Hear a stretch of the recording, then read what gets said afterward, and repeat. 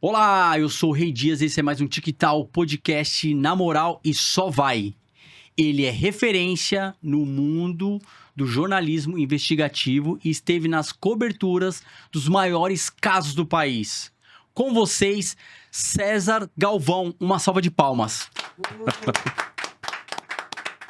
César, seja bem-vindo, meu amigo. Obrigado por tanta referência. Tenho até medo quando falam tudo isso assim de mim. Cara, é só o começo. É uma honra ter você aqui. Então, a galera do TikTok já estava desenhando a sua vinda ao nosso podcast, bater um papo, entender um pouco mais sobre a sua história.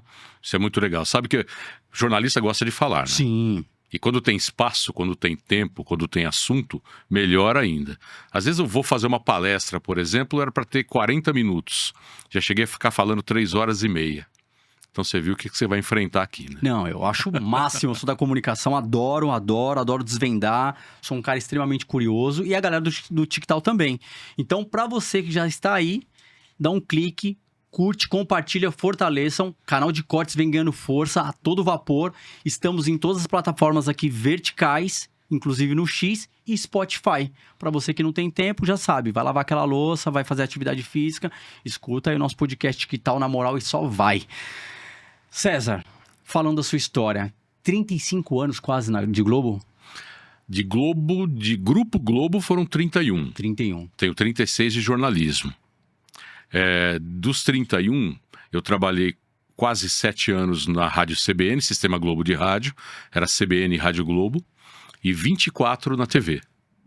Então, assim, uma boa parte da minha carreira, né? É um predador. Vamos dizer assim.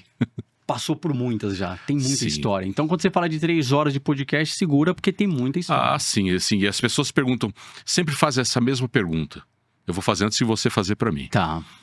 Qual foi a história que mais te sensibilizou? Eu falei, eu não sei. É tanta história que eu participei, tantos casos, tantas tragédias, tantas coisas legais de contar, que é difícil você escolher uma ou outra ali, né? Tem as que te marcam, as primeiras de começo de carreira, que te deixam muito sensibilizado. Depois você vai aprendendo a se controlar, administrar a cabeça, o coração. Mas para quem passa tanto tempo contando histórias, os 36 anos foram sempre como repórter, né? Então, como repórter, eu contava no mínimo uma história por dia. Durante 36 anos. Eu fiz uma conta com um amigo, Márcio Canuto. Sim. Fiz uma conta com ele uma vez brincando, numa entrevista que a gente gravou. Pelo tempo de carreira dele, eram 13 mil reportagens. Eu, quase 10 mil. Isso fazendo uma estimativa muito por baixo, contando os dias da semana, dias de mês, plantão, quantidade de matérias. Então, imagina quanta história que você passa por elas. Você não faz parte delas, mas passa por elas. Então, assim, fica meio que blindado também. Você aprende. Quer dizer, nem todo mundo aprende. Eu aprendi a me blindar, a me controlar. E hoje eu falo para todos os amigos que me perguntam isso. César, você não fica chocado quando você vai numa tragédia? Eu falei, não. Claro que eu não sou humano. Sim. Mas eu me coloco como um contador de histórias. Eu tô ali para contar a história. Eu não sou parte da história. E quando eu estou lá só para contar a história, eu não me envolvo com ela. Não me envolvendo, eu consigo ficar fora do aspecto psicológico, da questão do abalo emocional ali. Mas essa virada de chave já foi lá no início? Foi muito no início, muito mesmo. Eu comecei como repórter, eu estudava ainda, estava na faculdade. Então eu passei um período em jornal do interior, jornal mesmo, impresso. Aprendi ali a distinguir o que era uma pauta, o que interessava para o público. Aprendi a escrever, mas o meu objetivo era o rádio. Fui para o rádio, fui para uma rádio pequena, no meio que num acidente. Fui parar dentro de uma rádio sem ter pisado num estúdio. Fui obrigado a apresentar um programa de 3 horas. Nunca tinha pisado no estúdio. Um amigo que trabalhava comigo no jornal também trabalhava numa rádio. Ele era apresentador do programa Música e Notícia. Muita gente aqui não acho que nem ouviu falar disso. Já ouviu falar de fita de rolo? Fita de rolo. Fita de rolo é uma coisa assim, era um super gravador quadradão que tinha 2 rolos de fita cassete, e tudo era gravado ali. Aquilo ali era a parafernália que hoje a gente tem tudo eletrônico num podcast, por exemplo, numa rádio. Então, o apresentador tinha que apresentar e soltar música, soltar matéria, reportagem. E eu nunca tinha feito aquilo. Só que esse apresentador passou mal, não tinha quem fizesse o programa dele, ele pediu para me chamar. E eu pisei, aquele dia foi meu primeiro dia de rádio oficial sem ter pisado no estúdio. Fui lá e apresentei. Cara e coragem, hein? Tremia, assim. A segunda coisa muito estranha foi quando eu pisei pela primeira vez no estúdio da Rádio Globo. A Rádio Globo era uma rádio comunicativa, não era uma rádio jornalística. Era uma rádio de entretenimento. Então tinha aquele eco enorme no estúdio. E eram locutores assim com aquelas vozes muito acima da média. O dia que eu falei no microfone, existia um programinha chamado O Globo no Ar. Ele tinha naquela época 55 anos de estúdio. 55 anos de idade a vinheta. E era assim, a menina dos olhos da Rádio Globo. Aquele Globo no Ar ia para o país inteiro, de hora em hora. Tinha os apresentadores, os locutores. Só que, num certo dia, eu tinha 8 dias de rádio. De Sistema Globo de rádio. O locutor faltou. E era um locutor famoso.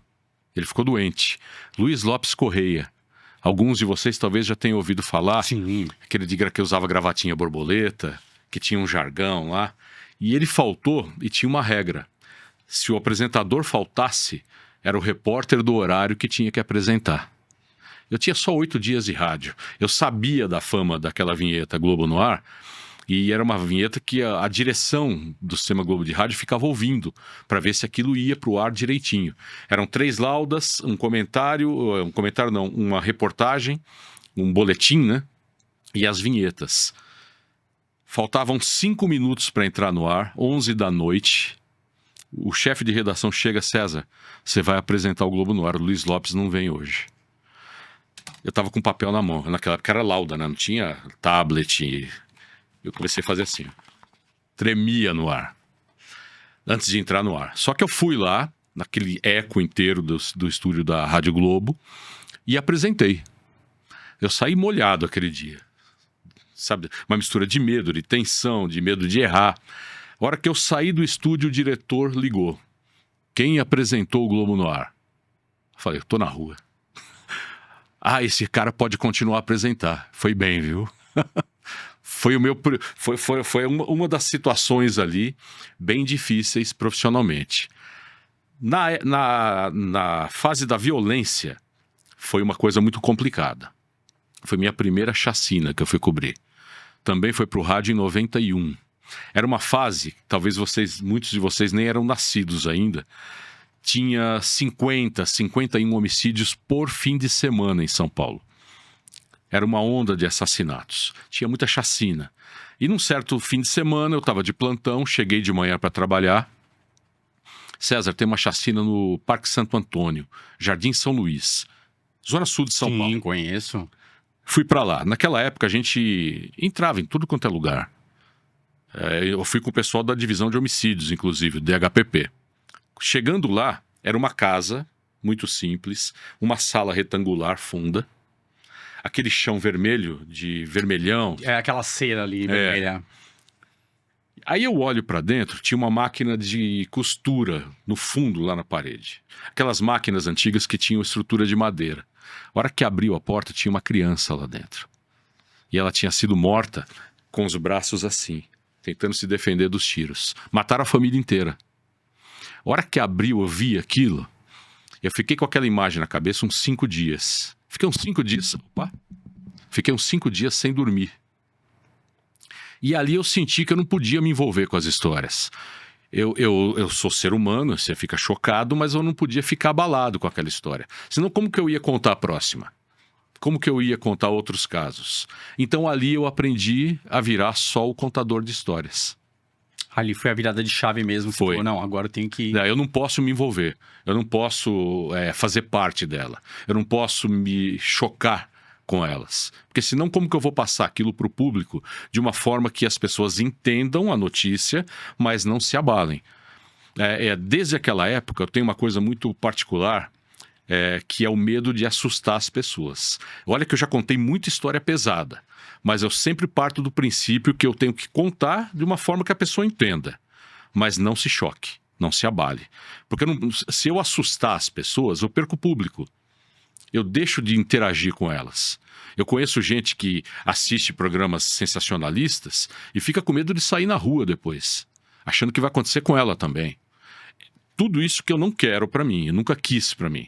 Eu quis que as pessoas entendessem as histórias, como elas aconteceram, onde aconteceram, por que aconteceram, quem foi o responsável, quem foi a vítima. Parou aí, sem chocar ninguém. Ô César, a sua voz é uma voz marcante. A gente sabe disso. O pessoal fala, eu não, Cara, não sei. É uma voz muito marcante, muito emblemática. Enfim, dentro desse contexto que você traz para nós aqui, eu queria fazer uma pergunta de curiosidade. Você veio trabalhando essa voz durante muitos anos? Não. Nasceu com esse dom? Eu até brinco, é um dom. Todo mundo tem um dom, né? O Talvez jogador nasce com aquele dom, você nasceu com o dom. O jogador faz embaixadinha, bate bem uma falta. Eu nasci com a voz desse jeito. Claro que eu cuido dela. Sim. Mas eu nunca fui um cara assim de fazer muitos exercícios para voz, de não tomar uma água gelada com medo de perder a voz, de ficar mastigando gengibre. Tem gente que faz tudo isso. Eu acho que cada um na sua, cada um sabe como se cuidar. Eu nasci com essa voz. E sempre falei dessa forma. Tem gente que... Eu já trabalhei com locutores, os locutores mais antigos ainda, que eles impostavam a voz, né? Transformava aquela voz, vozeirão. Não precisa disso. Você tem que ser natural, né?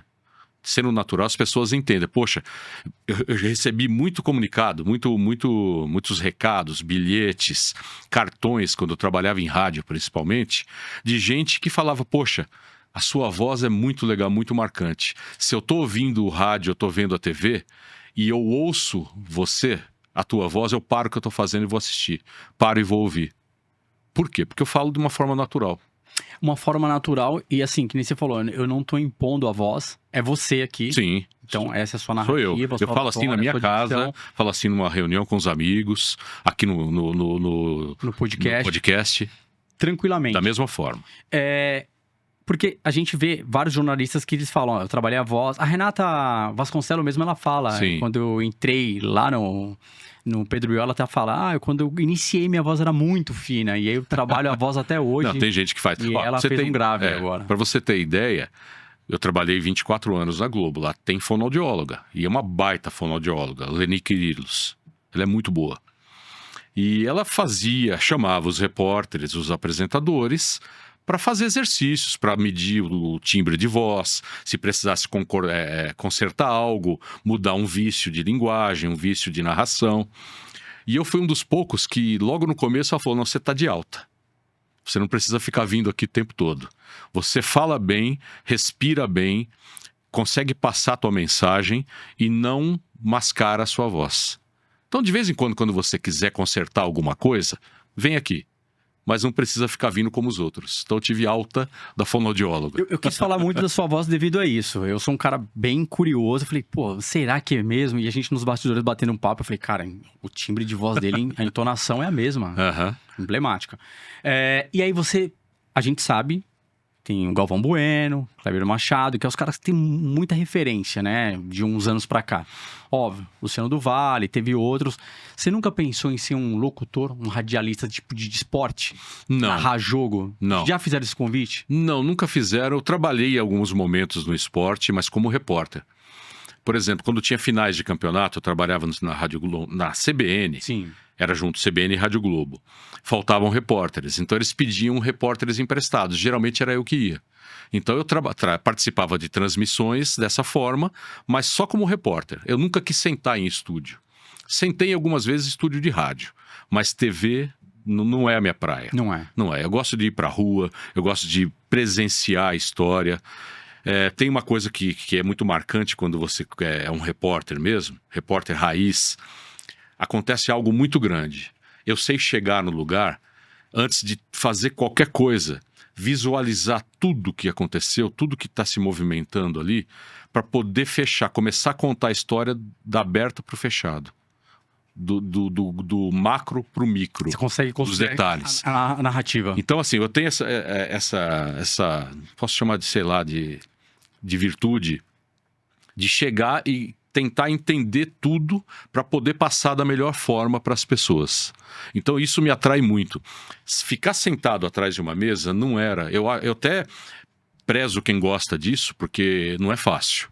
Porque o apresentador ele não lê só o teleprompter ali. Ele ajuda a preparar também. Ele faz as chamadas, ele participa de fechamento. Hoje em dia é assim, antigamente não era. Mas hoje em dia é assim. Então é um trabalho pesado também. Mas eu gosto de estar na história. Então se eu não tiver, eu sofro. Você quer tá ali. Pra você ter ideia, eu participei da transmissão da Fórmula 1 em 94. No ano que o Senna morreu. Eu entrevistei o Senna sozinho. No ano que ele morreu, você entrevistou ele sozinho? No Autódromo de Interlagos, que a corrida foi anterior ao acidente. O que aconteceu? Fui chamado pelo esporte para compor o time de transmissão. Me colocaram numa área que era uma área de saúde, de um posto médico. E era fechado por alambrado. Eu fiquei dentro e eu tinha visão de uma parte da pista, eu ia ajudar na transmissão e ao mesmo tempo, se alguém se machucasse, eu ia ficar sabendo primeiro ali, se alguém batesse o carro. Naquela época foi o ano em que os pilotos começaram a controlar um medidor de batimentos cardíacos no peito. Aquela fitinha. Então, momentos antes da largada, eles iam para esse posto médico para colocar o medidor. Só eu estava lá dentro. Quem que vem na minha direção? Ayrton Senna. Ayrton Senna. Ele entrou pelo portão, veio um batalhão de jornalistas, cinegrafistas, fotógrafos atrás dele, não puderam passar do portão. Eu estava lado de dentro do portão. Fiz 2 perguntas para ele ali. Coisa simples, né? Qual que é a expectativa da corrida, como ele se preparou e o que queria fazer colocando aquele aparelho. O pessoal queria me matar ali. Por que só o César entrevistou? Pô, o César nem era do esporte, tá fazendo o quê ali? E eu fiz a entrevista com ele sozinho. Dia certo, no lugar na hora certo, certa. na hora certa, pegou a pessoa certa. Exatamente, eu tenho muita sorte para isso. Sorte, cara, muita sorte. Eu falo sorte, o pessoal briga comigo. Porque assim, é difícil você estar na hora certa, no local certo. E assim, é muito comum eu dar essa sorte, né? De estar no local certo, na hora certa. E quando você tem, tipo assim, algo assim na mão, uma notícia muito quente, como você consegue lidar com isso? Você segura um pouco mais, tem um momento certo? Qual é o feeling? Então, isso mudou completamente durante a minha carreira. Lá atrás, a gente chamava de furo jornalístico. Por quê? Porque só existiam jornais impressos, as rádios, a revista que publicava uma vez por semana e as TVs. Então, você tinha tempo de trabalhar um pouco melhor o assunto. Se você tivesse exclusividade, claro, porque o dia a dia todo mundo dá. Então você tinha tempo de montar uma matéria com mais calma, não revelar para muita gente o que você estivesse fazendo, montar uma reportagem bem desenhada, bem editada e mandar para o ar na hora certa. Com a vinda da internet, das redes sociais, dos podcasts, dos portais de notícia, isso acabou. Acabou ao ponto da maioria das TVs, das rádios, mudarem a chave e falaram, não, tem informação? Vamos dar agora. Não segure mais informação. Porque se você segurar, alguém vai vazar essa informação. Hoje em dia, todo mundo tem um celular. Todo mundo tem um celular com câmera. É até perigoso isso, costumo comentar. E qualquer pessoa pode passar por um local que esteja acontecendo um fato, fazer uma imagem e automaticamente mandar para a rede social. Então, essa coisa de você guardar a informação era uma coisa talvez de uns 10 anos atrás. De 10 anos para cá, isso acabou. Você tem a informação, você tem que compartilhar aquela informação no menor tempo possível, para poder você sair na frente e dar uma informação correta. Aí entra o perigo só. Sim. De você acelerar demais, não apurar direito e dar uma informação errada. Que são chamadas fake news. Lá atrás, no jornalismo, chamava de barriga. De barriga. Era barriga. Hoje são as fakes. Hoje são as fakes. Eu entrei nesse assunto justamente porque você fala assim, eu fiz a primeira entrevista ali com o Ayrton Senna, 2 perguntas e tudo mais, e aí você tem esse tempo de respirar, formular, levar para produção, falar do aparelho que ele está, qual é a marca do aparelho, apurar tudo certinho e jogar. A entrevista foi ao vivo, viu? Foi ao vivo? Foi ao vivo, tava na transmissão. Então já é diferente. Tava na transmissão. Eu dei a sorte da sorte.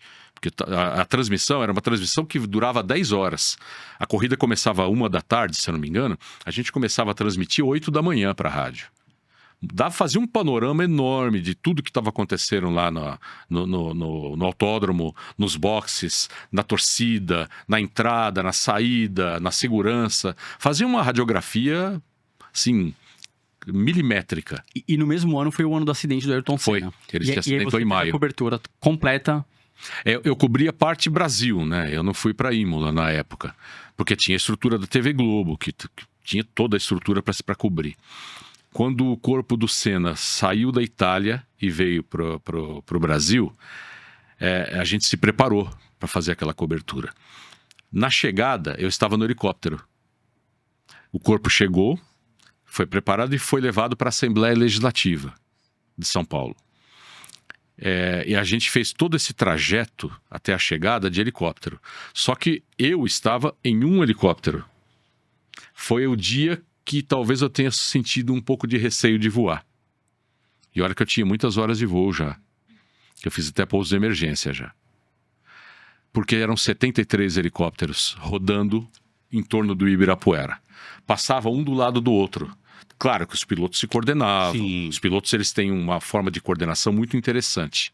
Um fala com o outro e diz para que direção está apontando, que eles chamam de proa, na vertical de tal lugar. Por exemplo, está na vertical do obelisco do Ibirapuera.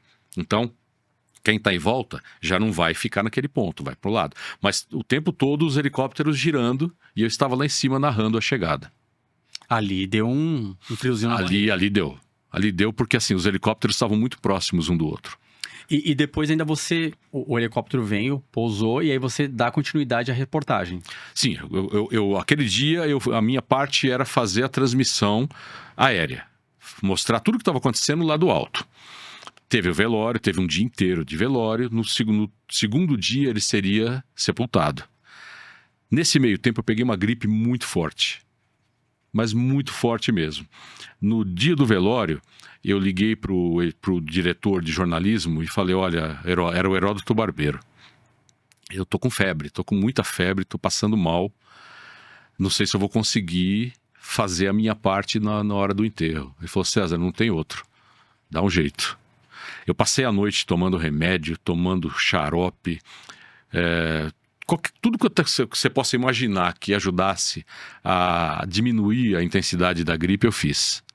Às 5 da manhã, eu estava lá na frente da Assembleia Legislativa. E a minha função ali, a minha tarefa, era subir no segundo caminhão dos bombeiros. O primeiro caminhão levava o corpo, o segundo, parte da imprensa. E eu tinha que fazer o trajeto inteiro. Eu fui ali com aquela gripe toda, da Assembleia até o cemitério do Morumbi, narrando os momentos ali, a impressão das pessoas, a sensibilidade delas, a emoção delas, até o momento da entrada no cemitério do Morumbi. Depois eu fiquei 2 dias de cama. Depois você falou, agora riu, acabou a energia aqui. Deixa eu perguntar nessa questão que você fala, a emoção das pessoas. Você como jornalista, tendo uma passagem de uma entrevista ao vivo com o Ayrton Senna, sabendo da história dele, o ídolo que ele era. Para você, emocionalmente, você sentiu essa energia ali na reportagem, vendo aquela multidão de pessoas? Totalmente. Assim, mesmo para um jornalista que está acostumado com a rua, você olhar os dois lados das avenidas e você não vê o chão, você vê aquele monte de pessoas, todas ali educadamente, chorando, emocionadas, prestando homenagem, com bandeiras. É uma coisa assim que você não vê em qualquer lugar do mundo. Você não vê em qualquer lugar. No país, talvez, o brasileiro tenha essa coisa mais emotiva, né? Mesmo assim, eu não tinha visto em lugar nenhum. É uma coisa assim impressionante mesmo. Mesmo para quem estava em casa, talvez assistindo, sentisse a mesma emoção que eu. Mas eu estava vendo muito de perto ali. Só que nessa hora, eu aprendi também a me concentrar. Se eu estiver ao vivo, pode passar um caminhão barulhento do meu lado, uma moto, não vai me atrapalhar. Eu vou continuar narrando o que eu estou vendo. Aliás, isso é uma técnica que eu aprendi no rádio e levei para a televisão. Narrar o que eu estou vendo. Se eu estou vendo as pessoas lá todas enfileiradas, todas na beira da avenida, em cima da calçada, chorando, acenando, com a bandeira na mão, tentando prestar homenagem, tudo isso eu ia narrando. A interrupção do caminho, a velocidade do caminhão, a emoção do próprio bombeiro que dirigia o caminhão. Então eu ia compondo essa narração com o que eu visualizava, com o que estava diante dos meus olhos. E você presenciou colegas chorando? Sim, o tempo todo. Principalmente pessoal de escrita, pessoal de TV que estava lá entrevistando as pessoas. Isso é normal. E isso não é uma crítica, Sim, não. sim. Cada um tem a sua forma de trabalhar, cada um tem a sua sensibilidade, e eu respeito muito. É que eu aprendi a me controlar nesses momentos. E não é fácil. Até porque você pegou... História simples. Tipo, eram notícias populares, era o chamado sangue na tela. Você pegou Parque Santo Antônio, Jardim São Luís, extremo da Zona Sul. Cobri muita chacina. Chacina, na época... Era uma época que tinha chacina todo final de semana. Era a briga lá a violência pelo tráfico. Era violência pela violência. A violência descontrolada. Descontrolada. Teve uma época que tava dessa forma. Inclusive, tem uma história que eu descobri no Jardim São Luís, Parque Santo Antônio, que eu tive que fazer o delegado contar. Porque se eu contasse, se o César Galvão contasse, iam achar que eu estivesse inventando, que seria uma crônica, e não era, um fato real. Foi o cara que morreu de mandioca. Não, conta pra nós aí. Essa daí até a produção ficou... Deixa eu tomar uma aguinha aqui. Toma uma água, porque essa daí mexeu até com o meu psicológico aqui. Naquela época, o Jardim São Luís, Parque Santo Antônio, que é um bairro grudado um ao outro ali, Sim. Era o mais violento de São Paulo. 91, 92. E ali se matava por muito pouco. Por qualquer desavença, qualquer briga até entre os próprios bandidos, os próprios criminosos, se matava. Eu fui lá no bairro, depois da chacina, para contar isso. Para mostrar por que aquele bairro era considerado tão violento. E bati na porta da delegacia. Eu fui lá conversar com o delegado e falei, doutor, por que tem tanta morte aqui? Ele falou, César, é uma coisa inexplicável. É uma mistura de violência, de ignorância, a ponto de um sujeito morrer de mandioca. Eu falei, como morrer de mandioca? Aí ele me contou a história. Tinha um rapaz vendendo mandioca, que a gente até hoje vê aqui nas ruas da cidade. Esse carrinho de construção. Sim. Mandioca toda cortadinha ali. E o sujeito estava vendendo mandioca numa avenida. Naquela época, as janelas das casas eram viradas para a rua. E tinha uma senhora debruçada na janela. O vendedor gritou, vai mandioca aí, senhora? O marido dela estava dentro de casa, ouviu. Achou que o vendedor estivesse mexendo com a mulher dele. Estivesse sendo agressivo com a mulher dele, que quisesse roubar dele a mulher. Ele foi lá e matou o vendedor de mandioca na facada. Cara... Eu falei pro delegado, doutor, o senhor vai contar essa história, você vai gravar comigo. Porque se eu falar, vão achar que eu estou inventando.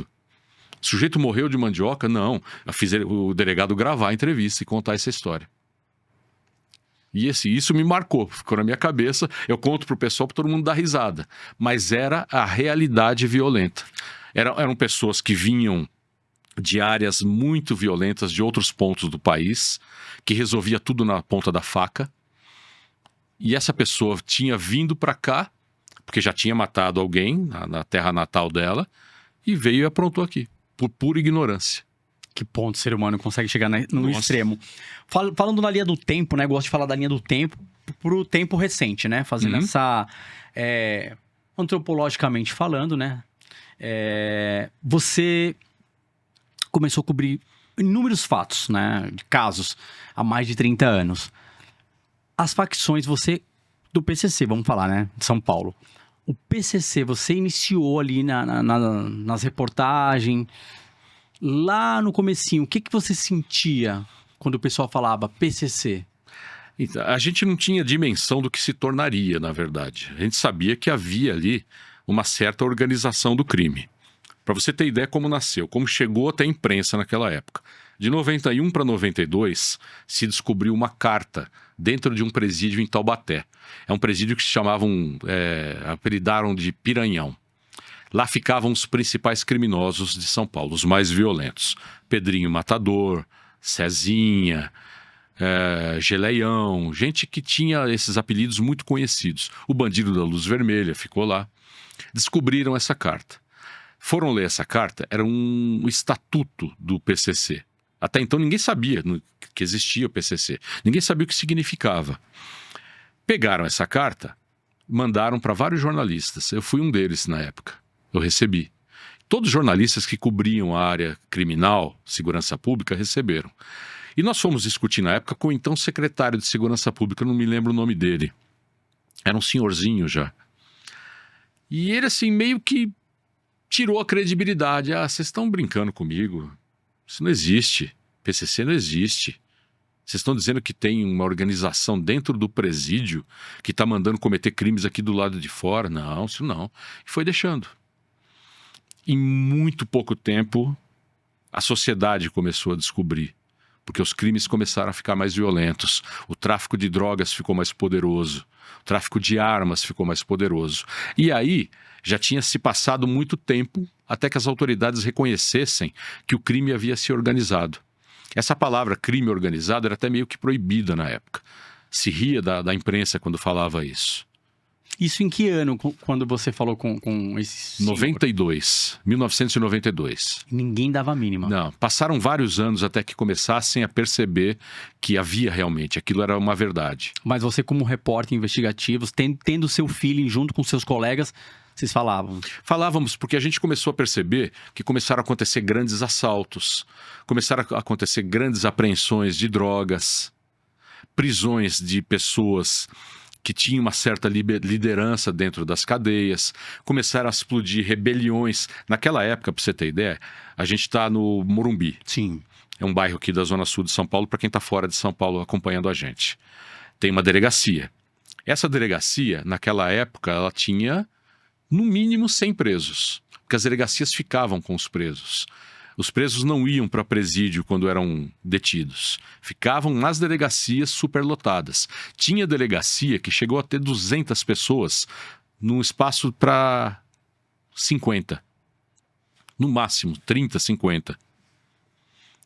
E dentro dessas delegacias começaram a aparecer lideranças, começaram a se ouvir a sigla PCC e começaram a acontecer rebeliões. Eram os resgates na época? Eram resgates e rebeliões. Por quê? Porque a cúpula do crime queria um tratamento melhor para quem estivesse preso.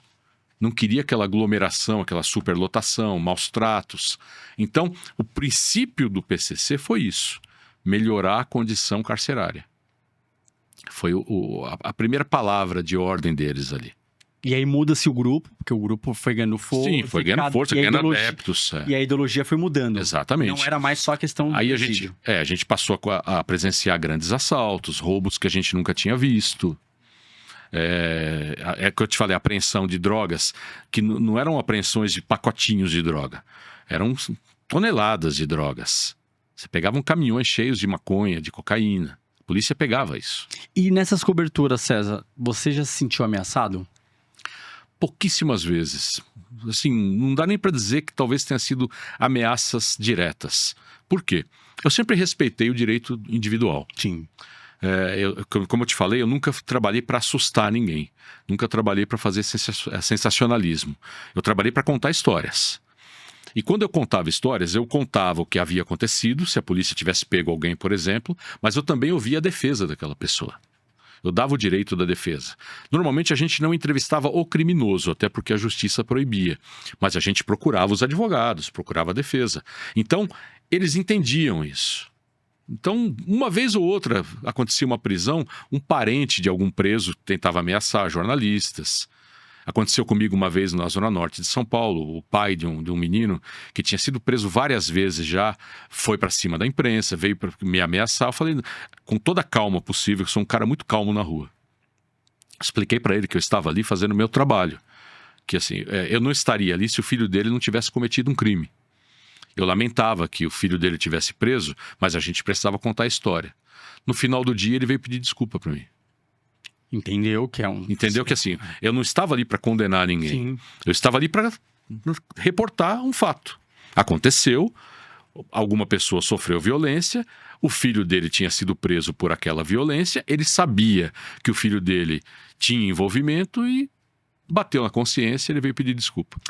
Uma outra pergunta que eu teria para você justamente, dentro dessa narrativa, o secretário de segurança, eles já tinham acesso a vocês. De algum momento eles falaram, olha, tenta não veicular esse nome PCC, para de divulgar essas questões aí de facção, isso daí é lenda, porque teve uma época lá atrás que saiu algumas matérias falando que justamente estavam falando, ó, esquece isso que não existe. Eu nunca sofri esse tipo de pressão. Tá. Mas as autoridades não gostavam realmente que falasse PCC. Até os veículos de comunicação não falavam PCC, até muito pouco tempo. Falavam facção criminosa. Falavam uma fórmula, inclusive, que eu nunca gostei. Uma quadrilha que comete crimes dentro e fora dos presídios. Ela não comete crime dentro e fora dos presídios. Ela ordena crimes a partir dos presídios. Ela manda quem está na rua cometer crimes. O crime não acontece dentro do presídio. Mas havia essa coisa de dizer que é uma quadrilha que comete crimes a partir das prisões. Teve uma época que proibiram até de falar, proibiram que não queriam que falasse crime organizado. Ah, mas o crime não é organizado, quem é organizado é o Estado. Pode até ser, mas quem está se organizando agora é o crime. Quem está demonstrando que planejou crimes são os criminosos. Não somos nós que estamos dizendo isso. Mas eu nunca tive problema com a autoridade sobre isso, não. Você vem contando talvez os fatos. Pela credibilidade. Sim. Não, e dentro do seu trabalho você está contando o fato. Sim. E assim, contei de forma muito difícil algumas vezes. 2006, por exemplo, teve os ataques, né? Aconteceram os ataques do PCC. E eu não deixei de ir para a rua. Aconteceu uma coisa muito inusitada, muito tenebrosa até, para falar, sabe? Era meio que um terrorismo naquela época. Eu lembro que eu estava com uma equipe numa avenida aqui em Pinheiros, Cardeal Arco Verde. E surgiu o boato que eles estariam atacando naquela região. Instantaneamente, os comerciantes começaram a baixar as portas. Estávamos eu, o cinegrafista e o assistente da equipe. A gente gravou tudo isso. Em 2, 3 minutos, só estávamos nós na rua. Não passava um carro, não passava um ônibus, não tinha uma pessoa caminhando. A gente pensou, se tiver um ataque mesmo, nós vamos ser o alvo. Porque só nós estamos aqui na rua. E vocês estavam com colete? Não, naquela época não se pensava nem nisso. O colete à prova de balas, o colete balístico, passou a ser utilizado a partir daquela época. E psicologicamente?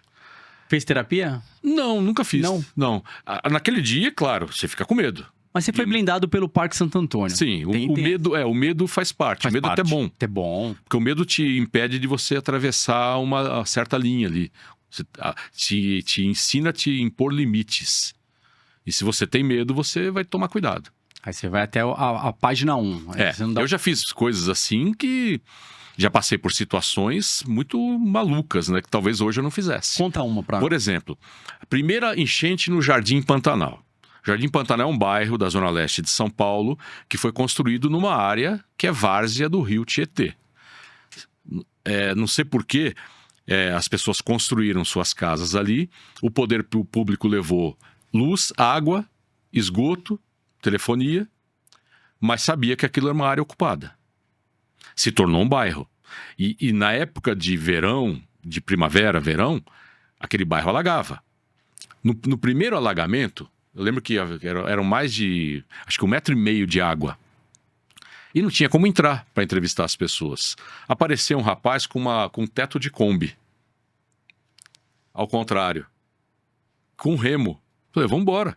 Subi no teto de Kombi e fui lá bater na porta das pessoas. Gravando com o celular e com um gravadorzinho, que a gente usava na época para rádio, né? E gravei as entrevistas. Hoje eu não subiria no teto de Kombi mais. Mas naquela época, sem pensar, você sobe. Tudo pelo trabalho. Você tá ali. Sim, você tá no calor ali de dar notícia. E tá na veia, a notícia tá na tua frente. Tá na tua veia, que você falou. Tá na tua frente. Você não vai dar notícia? Você vai se impor, vai parar na primeira barreira que você encontrar? Eu já entrei em muitas comunidades violentas, só que eu tenho certo cuidado para entrar. Eu chego na porta de uma favela, por exemplo, quando tem que contar algo lá que não seja só violência. Aconteceu várias vezes de eu entrar por causa de enchentes. E eu mandava chamar, olha, me chama o líder comunitário de vocês. Líder comunitário é uma forma boa de falar. Nem sempre é o líder comunitário, é o chefe da favela. E uma delas foi no Jardim Iguatemi, na Zona Leste. Era uma favela muito violenta, eu chamei, falei, olha, eu tô aqui eu queria mostrar o que a água destruiu aí na comunidade de vocês. Aí o rapaz falou, mas você tá aqui para mostrar a favela, para rir da gente, eu duvido que isso vai ao ar. Aí eu tive que ser mais áspero com o chefe deles. Falei, olha, se eu vim aqui, foi para mostrar. Eu não cruzei São Paulo para vir rir da cara de vocês. E se você não deixar eu entrar, eu vou virar as costas e vou embora. Só que ninguém vai saber que a comunidade de vocês está alagada, que todas as pessoas perderam tudo dentro de casa. O sujeito olhou para mim, você tem razão, pode entrar. Pode deixar teu carro aberto, inclusive, que ninguém mexe. E entrava sim. Você tem um diálogo bom. Não, você tem que ser sincero, sim, né? Não, você foi tem que ser sincero. E você tem que ser cuidadoso, tem que ser cuidadoso e respeitoso. Respeitar os limites seus e das pessoas. Cansei de entrar em lugares assim. E recentemente você fez uma série de reportagens sobre o contrabando e o roubo de carga. Aí já foi uma virada de chave da carreira. Sim. Foi em 2023. É recente. É recente, tem 2 anos e meio. E como é trabalhar assim com uma equipe para manter o sigilo nos tempos de hoje? Porque pode dar um furo aí, não pode? Sigilo você não mantém totalmente. Esse tipo de trabalho era um trabalho mais tranquilo, que a gente pode dizer, porque não era uma grande novidade. Todo mundo sabe que tem contrabando, que vem contrabando das fronteiras. São 17 mil quilômetros de fronteira no Brasil. Então você imagina quantos espaços tem para o contrabandista passar tudo que você possa imaginar. Sim. Mas você tem formas de contar como que isso é feito. Então ali eu não tinha o receio de vazar, até porque eu não estava fazendo para TV, né? Eu fui fazer, era um documentário dividido em 3 episódios, a pedido do Estúdio Folha, que fechou uma parceria com o Fórum Nacional de Combate à Pirataria. Eles viram que eu tinha saído da TV naquela época e que eu cobria essa área, me convidaram para compor o projeto. Aí eu passei uma semana em Foz do Iguaçu, cruzei a fronteira, fui para o lado do Paraguai, fiz o caminho do cigarro clandestino desde o Suriname até chegar no norte, nordeste e aqui no sudeste do país, a distribuição de tudo quanto é mercadoria para o consumidor final. Então a gente fez uma série bem completa. Foi muito interessante porque é um trabalho que eu não faria para a TV. Porque a TV, hoje, o jornalismo é muito imediatista. Tudo você tem que fazer muito rápido. Até porque se você não der a notícia rápida, o portal vai dar, a rede social vai dar. E se você puder compor um trabalho de mais fôlego, é uma coisa que hoje talvez não caiba na TV. Você não vê com certa frequência. É muito raro você ver uma série dessa na TV. E eu pude fazer, nós fizemos isso em tempo recorde, entre a produção, a captação e a edição foram 32 dias. Muito rápido.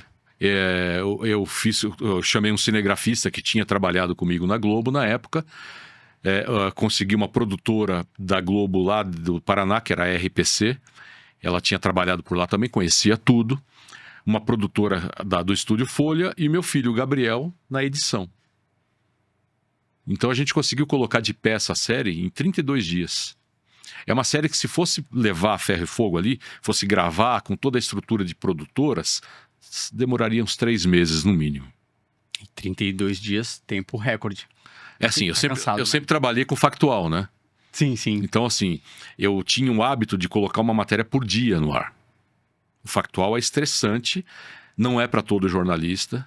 Tem jornalista que não aguenta o tranco, porque, assim, é muito puxado você ter que ir pra rua, você ter algumas horas para conseguir captar, achar as pessoas, apurar a informação, escrever o texto, o roteiro, mandar e editar. É assim, eu reconheço muito o trabalho de todas as áreas do jornalismo que trabalham no factual. Porque o factual é muito desgastante e estressante, mas ele é necessário. Um país como o nosso gera notícias, sim, que é uma coisa impressionante. Se você tivesse que escolher... Aliás, eu até tenho inveja, tá, de quem fecha um jornal, Porque não é fácil você escolher tantos fatos que acontecem num dia e colocar tudo dentro ali de 30, 40 minutos. Às vezes você tem que abrir mão de dar alguma coisa, porque não vai caber.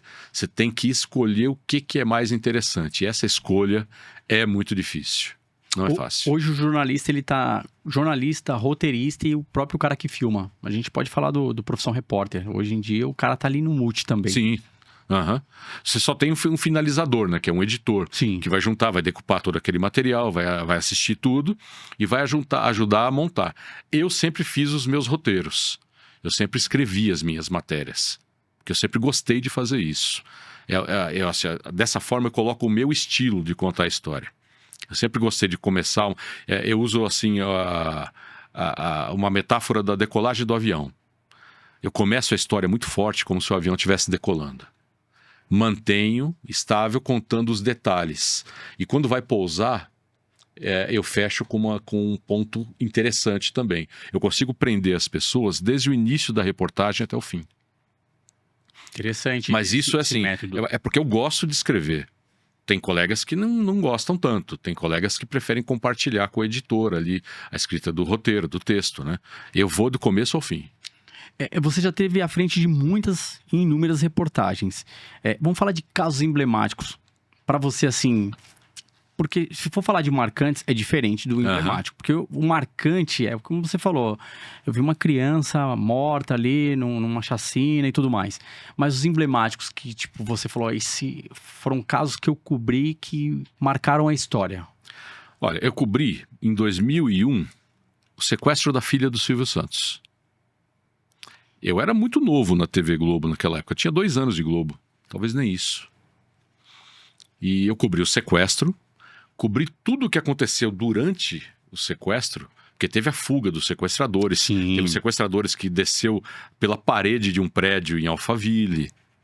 E cobri o dia em que ele voltou para a casa da vítima. Que ele invadiu pela segunda vez a casa da família. Por ser a família Abravanel, o Silvio Santos e a filha dele, que estava envolvida, né? Que foi envolvida no sequestro. A Globo, ela em algum momento te orientou? Passou alguma orientação? Vai até X ponto, não vai muito além por ser a nossa emissora concorrente. Muito pouco, nem precisou. Porque eu já tinha experiência do rádio, né? Eu já era repórter ali desde 89. Eu tinha um bom tempo ali de reportagem. Naquele dia, eu era novo na Globo. Não sei porquê, geralmente eu trabalhava à tarde, mas aquele dia eu entrei de manhã. Foi um acidente eu ter entrado de manhã. Quando eu cheguei na porta da emissora, já tinha um carro me esperando. E me levou para a frente da casa do Silvio Santos. Chegando lá, tinha uma outra amiga, uma outra jornalista, que tinha feito Vivo para os jornais do início da manhã, e falou para mim: César, tô o fone de ouvido, o microfone. Estão pedindo para você assumir o Vivo. Porque eu tinha experiência do rádio do Vivo. E assim, não tinha noção do que ia acontecer. Coloquei o fone. O diretor de jornalismo estava na comunicação e ele falou: olha, nós vamos interromper a programação, você vai ficar 2 minutos no ar. Mas você só encerra quando eu mandar encerrar. Foram 7 minutos. 7 minutos narrando o que eu via ali. Terminaram esses 7 minutos, foi pro comercial, ele entrou na fone e falou: olha, nós vamos interromper a programação. A partir do momento que acabar o comercial, vai ficar você aí, narrando o que está acontecendo, e o apresentador, que na época era o Carlos Nascimento, que fazia o Jornal Hoje, tinha acabado de assumir o plantão ali. Foram 6h30 de Vivo, sem parar. E naquele momento eu coloquei em prática a técnica de narrar o que eu estava vendo. E tomar cuidado para não colocar ninguém em risco. Nesse meio tempo, eu recebi a informação de um funcionário da família que ele era policial. Ele fazia bico. E eu conhecia. Ele não tinha acesso à negociação, ele não participava da negociação. Mas ele tinha acesso à casa. Então, toda vez que ele entrava, ele voltava e me dava informação. Olha, estão negociando assim, assim, assim. Está todo mundo na sala. A televisão está ligada. Eles estão vendo, tem energia, tem alimentação. Então eu sabia, por exemplo, que eu não podia falar algumas coisas que aconteciam do lado de fora. Teve um certo momento em que a polícia colocou atiradores de elite em cima das casas vizinhas. Naquele momento estava vindo o Globocop. Eu pedi para tirar o Globocop. Por quê? Se ele mostra os atiradores de elite e se eu falo na minha narração que tinha atiradores de elite prontos para agir, o sequestrador estava vendo televisão. Eu poderia ser responsável se acontecesse alguma coisa ali mais trágica. Se ele atacasse a família, por exemplo. Naquele dia, o diretor, ele percebeu pelo helicóptero e começou a gritar na comunicação: César, não fala, não fala. E eu acabei gritando até com o diretor. Falei: não vou falar, eu sei que... pode ficar tranquilo que eu sei o que eu estou fazendo. E não falei. Pedi para tirar o helicóptero. Continuei narrando da forma que eu via no chão. Quem chegava, quem negociava, a estrutura para poder fazer um eventual salvamento, quem era o negociador, eu conhecia o negociador na época, quem era o negociador, o que estava negociando. Foram 6 horas e meia de vivo. Foi o maior vivo até então, direto, sem interrupção na TV.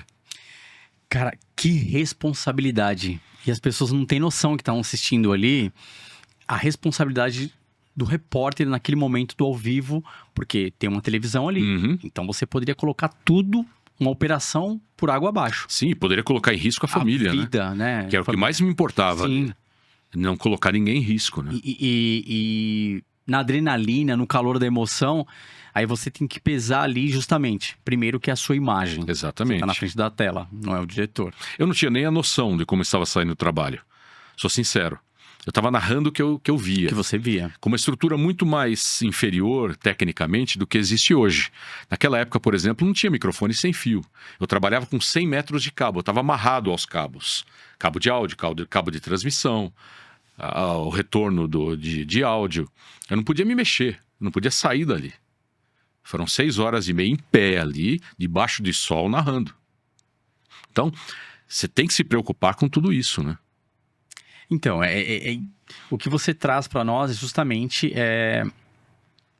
essa questão da sua imagem, um diretor por trás falando ali com você, segue, fala, e você tem que ter a tomada de decisão no calor da emoção de, eu tenho que analisar até que ponto eu consigo, que eu posso ir. Chegar. Posso chegar. Você não sabe nem... Eu não sabia nem como estava sendo a transmissão. Eu estava mais tranquilo porque ninguém tinha reclamado de nada, da comunicação. Estava seguindo ali, todo mundo respeitando, todo mundo acompanhando. Quando terminou o sequestro, eu lembro que eram, acho que 2 e pouco da tarde, quase que 3. Veio uma ordem: César, você vai ficar aí. Eu estava muito cansado. Sabe, a tensão te deixa muito cansado. Eu era novo na TV. Naquela época, não era qualquer repórter que fazia o Jornal Nacional. Alguns só faziam jornais locais, outros faziam jornais de rede. Aí veio a ordem: você vai fazer a matéria que abre o Jornal Nacional. E aí eu tive que esperar todo mundo ir embora, todos os colegas, toda a polícia ir embora, para poder achar por onde o sequestrador tinha entrado. E achei. A casa é grande, né?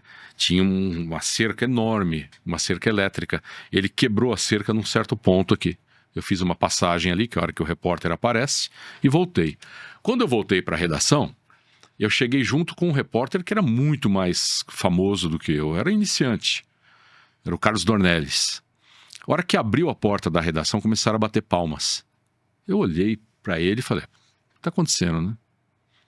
Ele falou: não, é para você. Todo mundo está vendo o teu trabalho aqui e está todo mundo agora comemorando. Eu falei: não é possível. Não, é sim. Aí que eu tive a noção do que eu tinha feito. De como eu tinha feito aqui tudo aquilo. O legal é que todo mundo vibra, então... Naquela época, o jornalismo era muito vibrante. Não tinha esse ego. Não, os colegas vibravam muito quando alguém da equipe fazia algo diferenciado. Era muito mais... Se comemorava muito mais um furo jornalístico, uma matéria muito bem feita, do que hoje. Hoje me parece muito mecânica a coisa.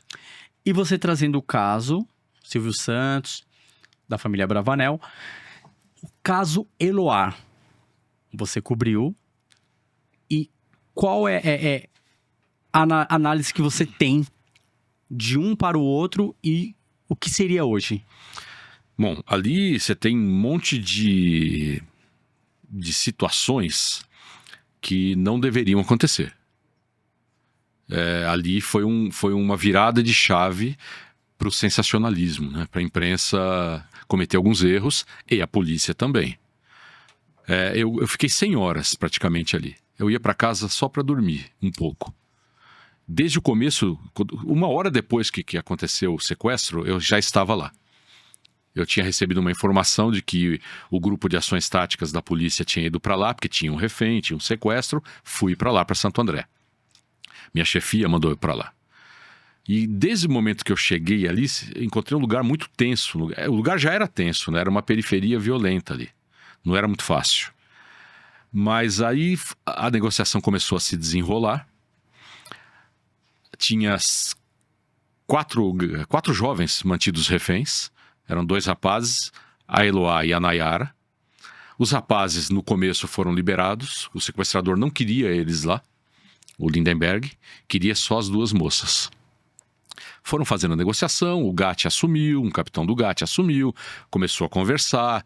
Ele exigia que não cortasse a energia, queria comida. E disse que não ia libertar porque ele não se conformava com o rompimento da relação dele com a Eloá. O tempo foi passando. No segundo dia, aconteceram 2 fatos muito complicados na cobertura. Primeiro foi que uma apresentadora ligou para dentro do apartamento. Naquela época, todo mundo tinha telefone fixo. Descobriu o telefone do apartamento, porque naquela época tinha lista telefônica também. E conseguiu conversar com o Lindenberg. Naquele momento, a negociação foi interrompida. A jornalista atravessou a negociação. Ela assumiu ali uma tentativa de fazer com que o Lindenberg libertasse a Eloá e a Nayara. A polícia perdeu o controle da negociação. Como uma emissora, um órgão de imprensa conseguiu, os outros foram atrás. Eu mesmo fui contra naquela época. Eu achava que a gente não tinha que assumir esse papel de tentar convencer um sequestrador a libertar uma vítima. Nosso papel era noticiar, para não fazer parte da história. Mas acabei sendo voto vencido, várias emissoras ligaram e falaram com ele. A negociação parou ali. Passou isso, ele libertou a Nayara. A Nayara saiu, não queria sair, mas saiu. Conseguiu convencer a polícia que ela poderia tentar convencer o Lindenberg a libertar a Eloá se ela fosse perto da porta. Ela voltou para a porta do apartamento. Lindenberg puxou ela para dentro. Eu nunca tinha visto na minha vida, e eu cobri muitos casos de reféns, eu já vi casos muito complicados, cobri alguns que o sequestrador até se matou. Mas eu nunca tinha visto uma vítima de sequestro voltar para o cativeiro. Aquilo foi muito marcante. A gente não sabia o que dizer ali. O que a polícia fez ali? Por que deixou? Como que eu vou contar isso para quem está assistindo, né? Então, foi uma sucessão de problemas ali. Ali faltava equipamento para poder saber o que acontecia dentro do apartamento. Faltava comunicação, porque era uma comunicação feita por um telefone fixo ligado na casa, no apartamento, e uma com a polícia que montou uma mesa dentro de uma escola. Essa era a negociação. Vez ou outra, o promotor, o capitão da PM ia até a porta, tentava convencer. Não adiantava. Por 2 vezes o Lindenberg apareceu na janela e atirou, porque ele tinha um revólver. Um desses tiros veio na direção do prédio que eu estava, bem de frente. Porque a gente conseguiu ali um apartamento na mesma altura do apartamento deles, mas na diagonal num outro prédio, que era um conjunto habitacional. Ele foi para lá e atirou.